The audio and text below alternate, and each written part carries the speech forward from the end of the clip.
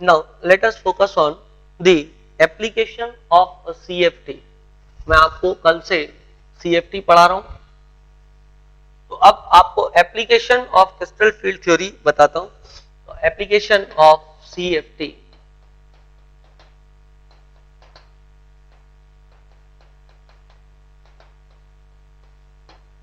तो first application is electronic configuration.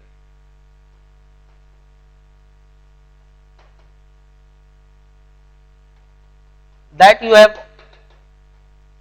Already red. कल मैंने आपको काफी प्रैक्टिस कराया था T2G में और EG में किस तरीके से इलेक्ट्रॉन बढ़ते हैं. That does depends upon the kind of the complex that you have. जैसा कि आज भी मैंने आपको बताया कि आपका कॉम्प्लेक्स इस टाइप का टेट्राहेड्रल कॉम्प्लेक्स है या ऑक्टाहेड्रल कॉम्प्लेक्स है. Square planar tetrahedral complex generally outer orbital complex बनता है या हाई स्पिन कॉम्प्लेक्स बनता है, या फिर वहां पर जो है अबाउ का नियम जो है वो फॉलो नहीं, अबाउ का नियम जो है वहां पर फॉलो नहीं होगा. वहां पे कम एनर्जी वाला भरेगा, उसके बाद थोड़ी सी ज्यादा एनर्जी वाला भी भर जाएगा. मतलब पूरे रूप से मतलब ऊपर वाले एनर्जी वाले में भी इलेक्ट्रॉन चले जाएंगे क्योंकि पेयर अप एनर्जी ज्यादा है. अबाउ का प्रिंसिपल यदि आप देखो तो उसमें बोलता है पहले कम एनर्जी वाला पूरा भरेगा, उसके बाद ज्यादा एनर्जी वाला भरेगा. पर टेट्राहेड्रल कॉम्प्लेक्स पे क्या हो रहा है? टेट्राहेड्रल कॉम्प्लेक्स में वो नियम जो है वो नहीं फॉलो हो रहा है. क्यों? क्योंकि पहले कम एनर्जी वाला पूरा नहीं भर पाएगा, उसके पहले ही ऊपर वाला जो है वो भरना शुरू हो जाएगा. ऊपर वाला भरना शुरू हो जाएगा. और इससे पहले मैंने आपको जब ये सेंटेंस बोला तो मैंने आपको ये बोला है कि अबाउ के नियम के अनुसार होगा. बट अबाउ के नियम के अनुसार हो रहा है, बट अबाउ का जो नियम है, अबाउ का जो रूल है, उसको ये चीज फॉलो नहीं कर रहा है. क्योंकि अबाउ का रूल तो ये बोलता है पहले कम एनर्जी वाला भरो फिर ज्यादा एनर्जी वाला भरो. पर यहाँ पर क्या हो रहा है? यहाँ पर जो है टेट्राहेड्रल कॉम्प्लेक्स में कम एनर्जी वाला भर रहा है और उसके तुरंत बाद जो है ज्यादा एनर्जी वाला भी भर रहा है. मतलब वो ये नहीं कर रहा है कम एनर्जी वाला पूरा भरे उसके बाद ज्यादा एनर्जी वाला भरना शुरू. तो इलेक्ट्रॉनिक कॉन्फ़िगरेशन की यदि मैं आपसे बात करूं तो electronic configuration depends upon the kind of the complex. Electronic configuration depends upon the kind of the ligands that are involved in formation of complex. If it is a strong field ligand, then above rule is followed. If it is a weak field ligand, then the above rule is not followed. Now, so electronic configuration वाला point हम कल discuss कर चुके थे, आज ही discuss किया है. फिर magnetic moment. Again, magnetic moment you can find out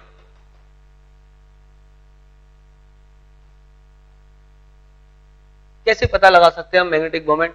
तो again to find out the magnetic moment is easy because by writing the electronic configuration you will come to know about the number of unpaired electron that are present. And once you come to know about the number of unpaired electron present then you know about the magnetic moment. जैसा कि कल आपने calculate किया था, तो कल आपने जब इलेक्ट्रॉनिक कॉन्फ़िगरेशन लिखा था उस समय आपने स्पिन कैलकुलेट किया था और वहां पे total spin was equal to total number of unpaired electron divide by 2. और यदि वहीं पे आप मैग्नेटिक मोमेंट भी कैलकुलेट कर लेते तो magnetic moment was under root of n into n plus 2. तो वहां पे आपको मैग्नेटिक मोमेंट भी मिल जाता. So by this you calculate the magnetic moment of the atom involved. And third point again the same, total spin can be calculated. Total spin can be calculated. जैसा कि कल आपने स्पिन कैलकुलेट किया था number of unpaired electron divide by 2.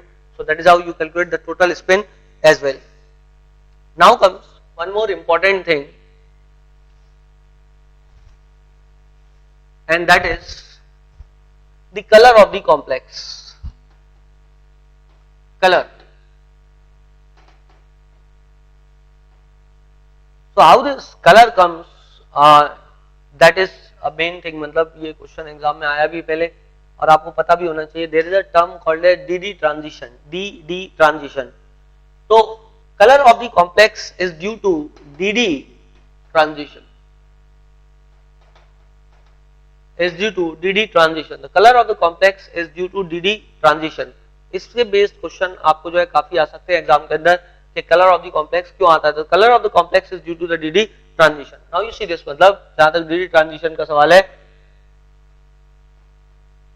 क्या होता है कि एक लिगेंड ने अप्रोच किया, ये था डी ऑर्बिटल और डी ऑर्बिटल जो है सॉरी ये था डी सबशेल और डी सबशेल जो है मैं ऑक्टाहेड्रल कॉम्प्लेक्स का एग्जांपल लेते हुए बना रहा हूं. यहाँ पे वो दो भाग में टूट गया और वो दो भाग क्या क्या थे? एक्सियल और ऑर्बिटल दो कॉम्प्लेक्सेस ये था, इसका नाम था Eg और इसका नाम था T2G। अब क्या होगा कि जब आप एनर्जी प्रोवाइड करोगे तो इलेक्ट्रॉन कम एनर्जी वाले एरिया से, कम एनर्जी वाले ऑर्बिटल से उछल के ऊपर वाले एनर्जी वाले ऑर्बिटल में जाएगा। जैसे आपके पास एक इलेक्ट्रॉन है, यहाँ पे अनपेड इलेक्ट्रॉन है, ये unpaired electron in presence of some kind of energy will excite and go up to this level, इस लेवल तक आएगा, तो इसकी एनर्जी बढ़ गई। बल्कि ये रह नीचे सकता है पर आपने उसको एनर्जी देकर के ऊपर पहुंचा दिया। जैसे ही आप उस एनर्जी का स्रोत हटाओगे, उस एनर्जी का सोर्स हटाओगे, वैसे ही इलेक्ट्रॉन वापस अपनी स्टेट में आएगा। और जब वापस अपनी स्टेट में आएगा तो आते हुए वो कलर को जो है वो जो भी इलेक्ट्रोमैग्नेटिक रेडिएशंस को छोड़ेगा, वो इलेक्ट्रोमैग्नेटिक रेडिएशन की अपनी एक वेवलेंथ होगी और वो वेवलेंथ यदि आपके विजुअल स्पेक्ट्रम में पड़ रही है तो वो आपको कलर के रूप में दिखाई देगा। तो यहां क्या हो रहा है, यहां पे जब आप एनर्जी प्रोवाइड कर रहे हो तो एनर्जी प्रोवाइड करने पे इलेक्ट्रॉन ऊपर जा रहा है और जब एनर्जी को आप हटा रहे हो तो उस वक्त इलेक्ट्रॉन नीचे आएगा और नीचे आने पर वो इलेक्ट्रोमैग्नेटिक वेव्स जो है वो इमिट करेगा जो कि आपको कलर के रूप में दिखाई देगी। So this is the basic reason for colour in d block elements and that is DD transition. Of course, this is not only the reason, there are other reasons as well which are responsible for the color. जो मैं आपको D block पढ़ाते हुए पढ़ाऊंगा, there are three reasons basically for the color that are there. One is polarization, the other is DD transition, and one more is charge transfer. So there are three reasons which are responsible for the color. But अभी फिलहाल यहाँ पर color के लिए जो reason मैं आपको बता रहा हूँ, that is DD transition. So what you can write in this is that in presence of ligands, the splitting of D subshell occurs. In presence of ligands, the splitting of D subshell occurs. For example, in case of octahedral complex, for example, in case of octahedral complex,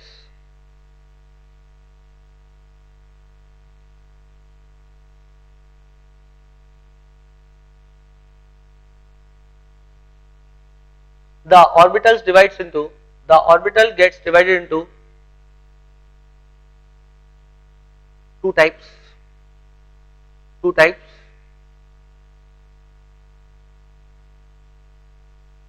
EG bracket में लिखना less energy और EG bracket में लिखना more energy, then T2G bracket में लिखना less energy.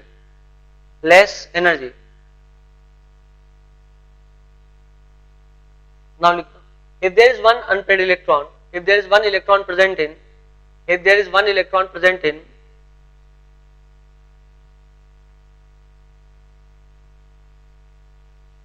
T2G and it is excited to EG, one electron is present in T2G and it is excited to EG,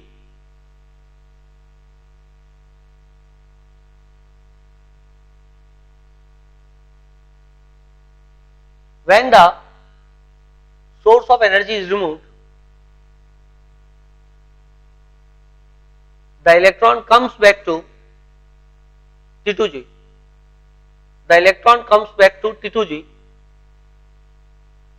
During this time,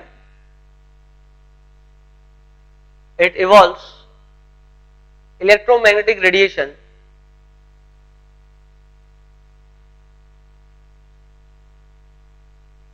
which are visible in form of electromagnetic radiation which are responsible for the color,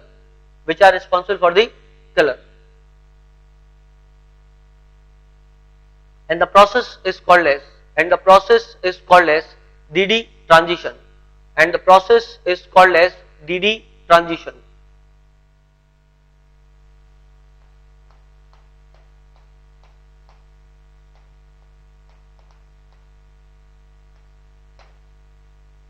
Now we will take on the last part of this chapter, that is isomerism.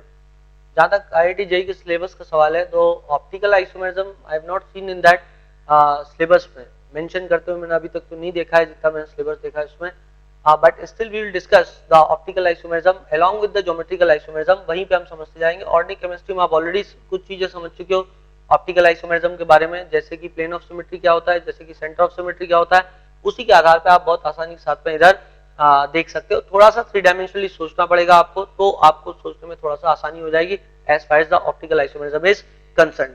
अभी तक जो question है जो देखे गए वो question generally जो है स्ट्रक्चरल आइसोमेरिज्म पे ज्यादा है और सिस ट्रांस पे, क्योंकि ये दो चीजें जो है जेई के सिलेबस में एकदम अच्छे से मेंशन किया हुआ है कि सिस ट्रांस और आयनाइजेशन आइसोमेरिज्म और हाइड्रेशन आइसोमेरिज्म ये सब जो है वो पूछेंगे, तो ऑब्वियसली मतलब उस पार्ट से जो है क्वेश्चन ज्यादा अभी तक दिखाई दे। Now see this isomer.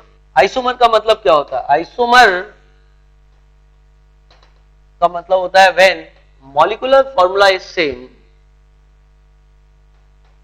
molecular formula is same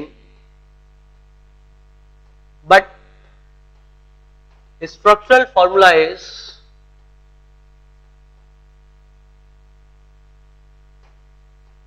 different, but structural formula is different, then it is isomer। But यहाँ पे स्ट्रक्चरल फार्मूला का मतलब मैं आपको बता दूं, स्ट्रक्चरल फार्मूला इज डिफरेंट, नहीं तो आप बोलोगे कि फिर सर स्टीरियो आइसोमर्स के केस में तो स्ट्रक्चरल फार्मूला भी सेम होता है, बट कायदे से बोले तो वो स्ट्रक्चर शब्द का वहां पर भी प्रयोग करना सही बात नहीं है। स्ट्रक्चर तो एक्चुअली एब्सोल्यूटनेस में जाए तो स्ट्रक्चर तो सभी का अलग होता है, भले स्पेस में ओरिएंटेशन अलग हो तो भी स्ट्रक्चर तो कुछ हद तक अलग हुआ ही हुआ, तो वहां पर भी हम जो है कॉन्स्टिट्यूशनल आइसोमर करके शब्द का प्रयोग करते हैं। Let us come back to this one, मतलब जो एक कन्वेंशनल डेफिनेशन है वो ऐसा है कि molecular formula is same but the structural formula is different. Now based on this the isomers are divided into two parts. Number one structural isomers, structural isomer वही, अब many books are writing it structural isomer, मतलब ठीक है यदि exam में आता है तो आप मान लें उसको, बाकी जो है कुछ किताबें ये भी लिखती है कि ये शब्द का प्रयोग करना सही नहीं है, इसकी जगह कॉन्स्टिट्यूशनल आइसोमर शब्द का प्रयोग करना ज्यादा सही बात है। But since till now the in literature this word is been used enough, so therefore you will also remember this word as structural isomer. Isomer की यदि आप बहुत ज्यादा करेक्टनेस में जानना चाहते हो, स्ट्रक्चरल आइसोमर को स्ट्रक्चर मानना चाहते हो वर्ड को, तो उस केस में फिर आप स्टीरियो आइसोमर की डेफिनेशन ऐसे दे सकते हो, when the molecular formula is same the structural formula is also same but orientation in space is different. Now structural isomer and the second one is stereo isomer. Stereo isomers, यहां पर mainly मैं stereo isomers को दो भाग में बांटूंगा, that is into geometrical and optical जबकि structural isomer यहां पर कई प्रकार के हो जाते हैं। So we will discuss one by one.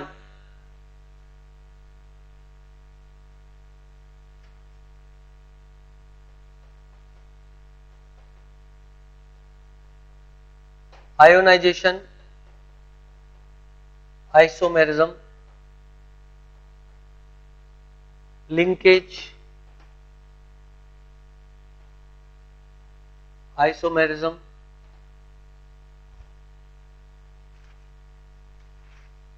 hydration,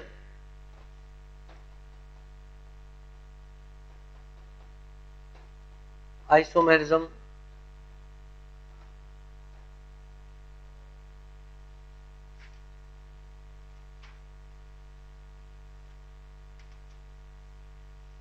then coordination and polymerization isomerism. Coordination, isomerism, and one more is polymerization isomerism. So here it is. Structural isomers are divided into ionization, linkage, hydration, coordination, polymerization, और stereo isomers को हम geometrical और optical isomer में बांट देते हैं। हम एक एक करके डिस्कस करते हैं। Number one is ionisation isomerism.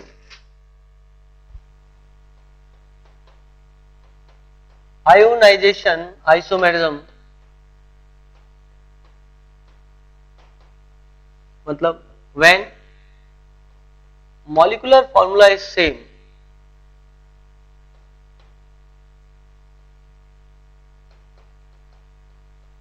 but the ions formed on ionization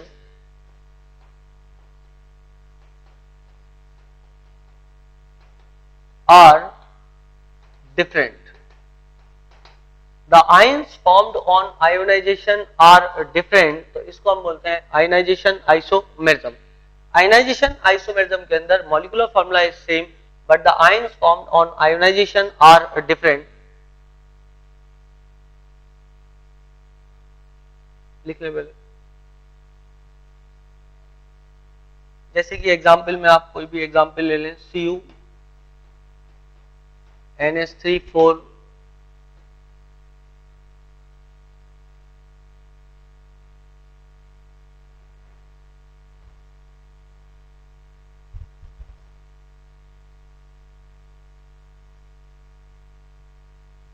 NH3 5 sulfate Br Cu NH3 5 Br sulfate. Now there are the two different examples. यहां यदि आप आयनाइजेशन करोगे तो दो आयन जो आपको प्राप्त होंगे वो ये कॉम्प्लेक्स और एक Br नेगेटिव, और यहां पर ये कॉम्प्लेक्स और सल्फेट प्राप्त होगा, तो डिफरेंट आयन्स आपको मिलेंगे. इसको टेस्ट करने के लिए आप AgNO3 के साथ इसको मिला दो. जब AgNO3 के साथ ट्रीट करोगे तो यहाँ पे AgBr मिल जाएगा, that is yellow colour precipitate, और पेल येलो कलर प्रेसिपिटेट आपको मिल जाएगा, which is feebly soluble in ammonium hydroxide. NH4OH के अंदर कम soluble होता है. AgCl is more soluble in ammonium hydroxide. AgI is not soluble in ammonium hydroxide. Now CuNH3 5Br sulfate, इसकी reaction आप मान लो आपने BaCl2 के साथ करा दिया, तो BaCl2 के साथ रिएक्शन करेगा तो BaSO4 बन जाएगा, and BaSO4 is white precipitate बन जाएगा, which is not soluble in water. white precipitate बन जाएगा जो कि BaSO4 बेरियम सल्फेट वाटर के अंदर soluble नहीं होता है. यदि आप पढ़ोगे जब चैप्टर केमिकल बॉन्डिंग, तो वहां पर जब आप सॉल्युबिलिटी पढ़ोगे तो वहां पे आपको पता लगेगा बेरियम सल्फेट जो है उसके सॉल्युबिलिटी वाटर के अंदर नहीं होती है. It is not soluble in water because it's hydration energy is very less and latest energy is quite high. Therefore, the solubility in water will be less. Barium sulfate white precipitate is formed which is not soluble in water. यहाँ पे AgBr pale yellow precipitate is formed which is slightly soluble or which is less soluble in ammonium hydroxide. Actually क्या होता है, दो precipitate होते हैं AgI और AgBr, और AgI जो होता है वो येलो कलर में होता है जबकि AgBr pale yellow कलर में होता है. Basically both are yellow color, मतलब so if some kind of confusion arises then soluble करो उसको अमोनियम हाइड्रोक्साइड में. AgI अमोनियम हाइड्रोक्साइड में बिल्कुल नहीं घुलता है, जबकि AgBr जो है वो अमोनियम हाइड्रोक्साइड के अंदर थोड़ा बहुत घुलेगा या फिर स्लोली घुलेगा, पर घुलेगा, जबकि AgI नहीं घुलेगा. So this is how you make a distinction between AgI and AgBr that we will read in qualitative analysis. Now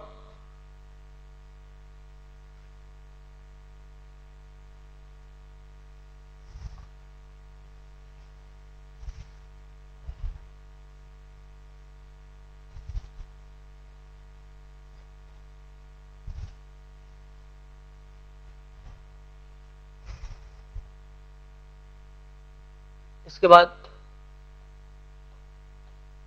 hydration isomerism.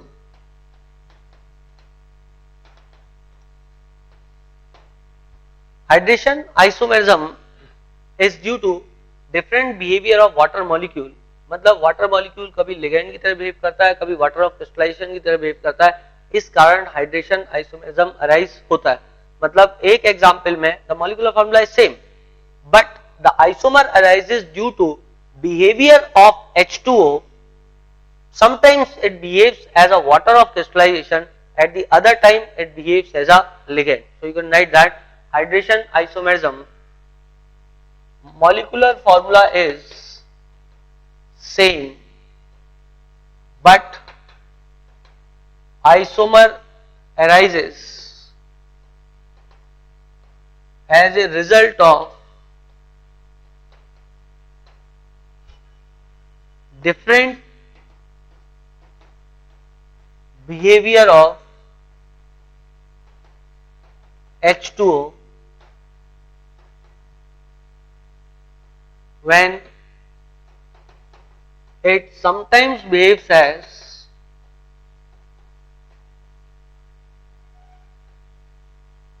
water of crystallization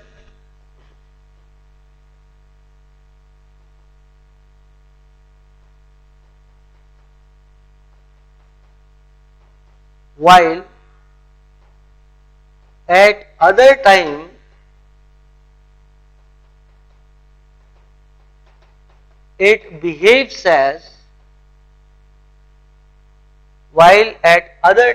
it behaves as ligand.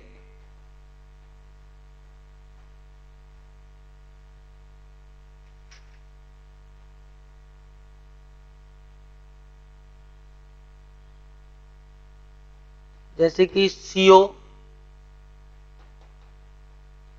H2O Cl3 and CO H2O 5 Cl Cl2 H2. So here in this example, in the first example, the water is only behaving like a ligand, whereas in the second example the water is behaving both like ligand and water of crystallization. ये water of crystallization की तरह भी behave कर रहा है. इसके अलावा आप इसमें और भी एग्जाम्पल बना सकते हो जहां आप और Cl को अंदर की ओर ले आओ. CO H2O 4 Cl और इधर कर दो Cl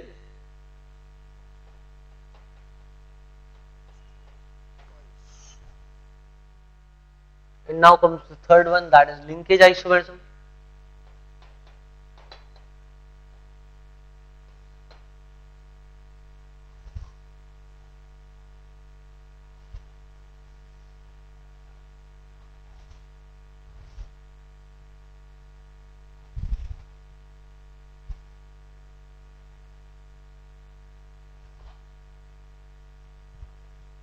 जहां तक लिंकेज आइसोमेरिज्म का सवाल है,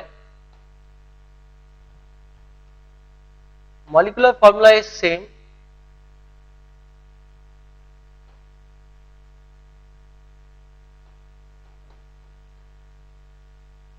but difference is due to molecular formula is same, but the difference is due to different behavior of ambident ligand, or difference is due to the site of attachment. Difference is due to site of attachment of ambident ligand. यदि आपको याद हो तो मैंने आपको बताया था ambient ligand क्या होता है. एम्बिडेंट लिगेंड ऐसा होता है जिसमें एक ही लिगेंड के अंदर दो डोनर साइट होते हैं, दो अलग अलग साइट से वो डोनेट कर सकता है. दो अलग अलग एटम्स होने चाहिए, पर वो दो डोनर मतलब दो different type of donor sites होनी चाहिए. दैट वेव्स ऐसा एम्बिडेंट लिगेंड. जैसे कि यदि मैं बात करूं CuNH3 होल 5 CN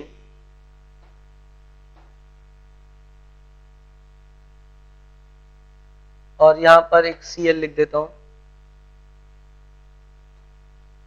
यहां पर CuNH3 होल 5 NC और यहां पे Cl लिख देता हूं. तो यहां पे एक बार अटैचमेंट कार्बन के साइड से है साइनाइड का, और दूसरी बार अटैचमेंट जो है वो दूसरे साइड से है, that is from the side of nitrogen. तो it is behaving like a ambident ligand है और दो अलग अलग साइड से डोनेट कर रहा है लोन पेयर को. It is example of linkage isomerism. ऐसे ही नाइट्रो का, और ऐसे ही जो है नाइट्रो का कभी O से डोनेट होता है, कभी N से डोनेट होता है, और इस केस में हम इसको जो है वो O नाइट्रो और N नाइट्रो करके रिप्रेजेंट करते हैं जब हम नाम लिखते हैं IUPAC नोमेनक्लेचर में.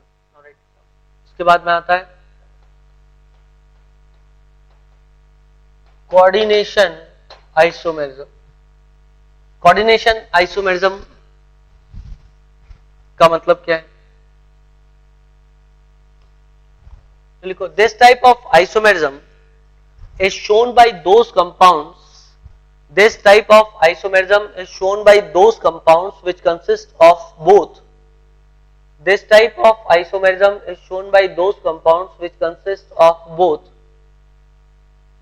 cationic complex and anionic complex, which consist of both cationic and anionic complex. नीचे लाइन में लिखना, the molecular formula is same but difference is due to exchange of ligands, but difference is due to exchange of ligands between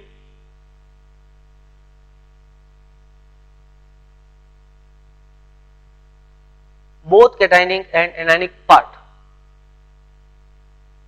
Exchange of ligands between both cationic and anionic part.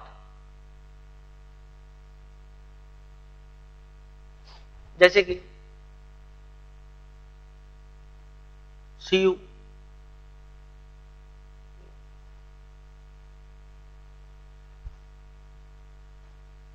NH3 और PtCl4, ये example है। तो इस example में मेरे पास दोनों part हैं, इसमें कैटायनिक पार्ट भी है मेरे पास और इसमें एनायनिक पार्ट भी है। जैसा लास्ट टाइम मैंने आपको सिखाया था, आप किस तरीके से इसमें चार्जेस लगाओगे, इस पे 2 नेगेटिव चार्ज लगा दोगे और इस पे 2 पॉजिटिव चार्ज लगा दोगे। इसका नाम लिखना आप पहले भी जान चुके हो। अब क्या होगा, there is exchange of ligands between cationic and anionic part. जैसे एक अमोनिया उधर पहुंचा दूं तो हो जाएगा NH3 थ्राइस और एक Cl, और यहां पे हो जाएगा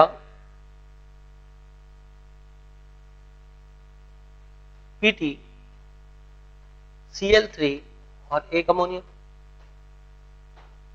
So there has been an exchange of ligands. So they are example of coordination isomerism. Example को आप फर्दर और भी खींच सकते हो, इधर Cu लगा दिया, इधर अमोनिया ट्वाइस और यहाँ पे Cl2 और यहाँ पे Pt Cl2 और ammonia whole twice like this. यदि आप इसको यूं कर लें, इसके बाद आप फर्दर और भी बना सकते हैं, तो इसको बोलते हैं हम coordination isomerism. There is one more, that is polymerization isomerism। जहां तक polymerization isomerism का सवाल है, polymerization isomerism is not a true kind of isomerism because isomer की जो definition है उसको ये qualify नहीं कर पाता है।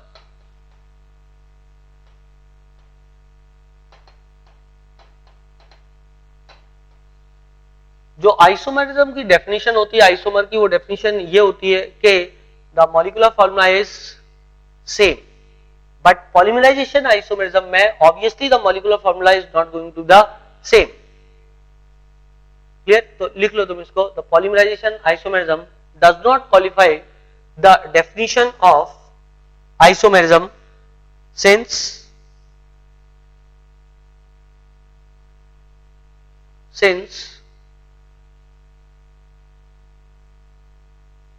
the molecular formula changes. Since the molecular formula changes. Since the molecular formula changes, the better definition can be,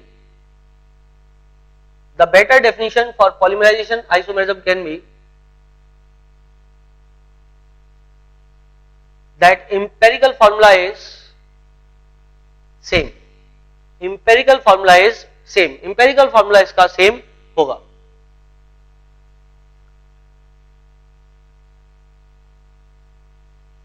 जैसे कि मैं Pt NH3 whole twice Cl2 कर दूं और ये हो गया कॉम्प्लेक्स। इसका पॉलीमराइजेशन आइसोमेरिज्म का जो एग्जांपल लिया हो जाएगा वो हो जाएगा Pt NH3 whole 4 PT Cl4 या फिर PT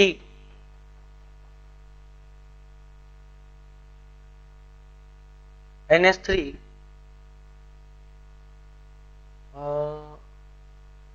फिर एक और बढ़ाना पड़ेगा तुमको, मतलब एक और PT जो है वो इंक्रीज करना पड़ेगा उसको। यही एग्जांपल लेने दो।